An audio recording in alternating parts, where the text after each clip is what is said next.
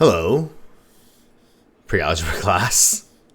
This is Mr. Chow. This is another episode of Mr. Chow Time. Get ready. This is going to be a good one. I'm super excited.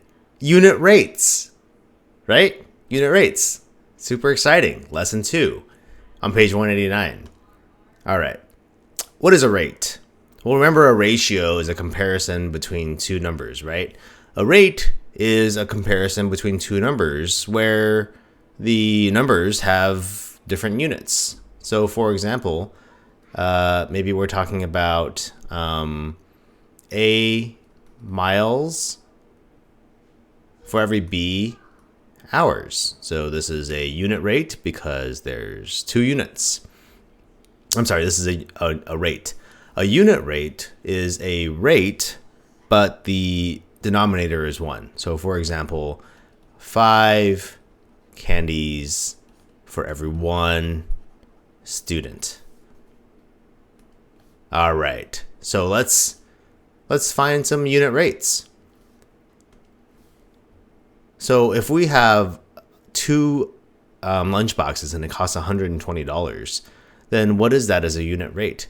Well, to get the 2 to be a 1, we would divide by 2, right? On both the top and the bottom.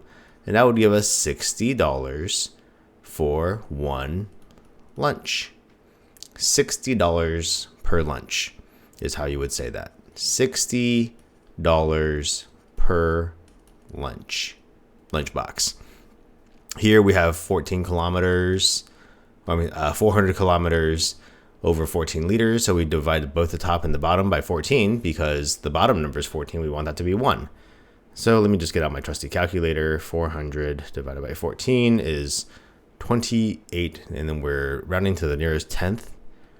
So this is 28.6 kilometers per liter. 28.6 kilometer per liter. So basically all we're doing is we're taking the denominator and we're dividing it by itself. And then we're taking the numerator and we're dividing it also by the denominator. Crazy. Your turn. Welcome back. All right. I need my calculator again. 18.5 divided by 5 is 3.70 per pound. $3.70 per pound. This slash is used in this kind of writing, in unit rate writing.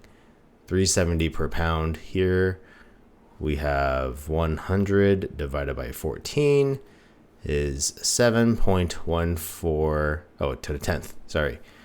7.1 meters per second. So what you'll find is that we have a quantity and then the unit here. So actually, I want to go back for a second. So here we would be talking about $120 per lunchbox, 400 kilometers per liter. Okay. We can use unit rates to compare things. This is often one of the reasons that we use unit rates.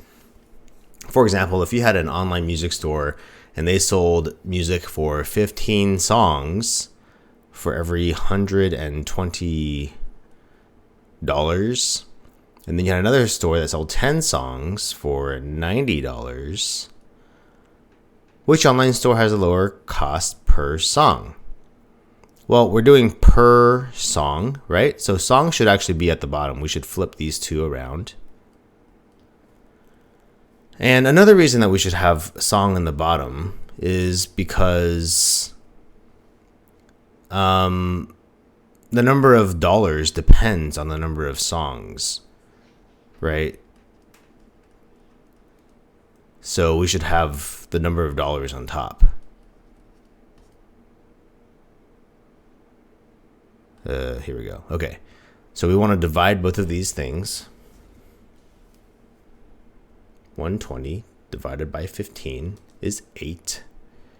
$8 per song. And actually, I'm going to write this differently, just to make it the same as the others.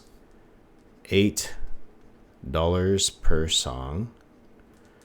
And then this is 9. This is 9 because 90 divided by 10 is $9 per song. So this store, the first music store, has the lower price per song. So that's the one that you should use if you want a better deal. Your turn. A store sells 2 different sizes of the same brand of sunscreen, an 8-ounce bottle for $576 and a 12-ounce bottle for $888. Which size bottle is better? Explain. Welcome back. Okay, so 576 over 8, 888 over 12. So this is $72 per ounce. And this one is $74 per ounce. An ounce is also abbreviated as OZ, just so you know. So the smaller bottle of sunscreen is a better deal because it costs $72 per ounce instead of $74. That's why. That's the reason. Because at the unit rate, this one is cheaper. Okay. Let's take another real life example. Let's say the typical 7th grader will become distracted in math class about 34 times in 4 hours. 34 times in 4 hours.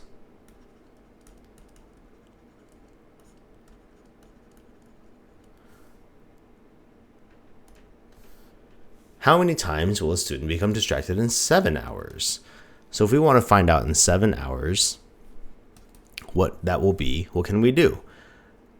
Well, this unit rate we're using to find another, I'm sorry, not a unit rate. We're using this rate to find another amount, right? So there's, I guess, a couple of ways we could do this. We could divide 34 by 4, right?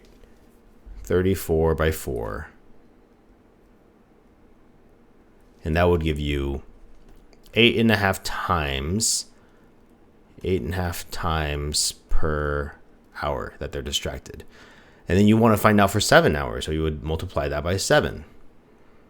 By 7 hours. And this would give you 59.5 times that 7th graders are distracted. And there you have it. Or you can cross multiply, and that would give you 34 times 7 equals 238 equals 4x, and then divide both sides by 4. And that would still give you 59.5.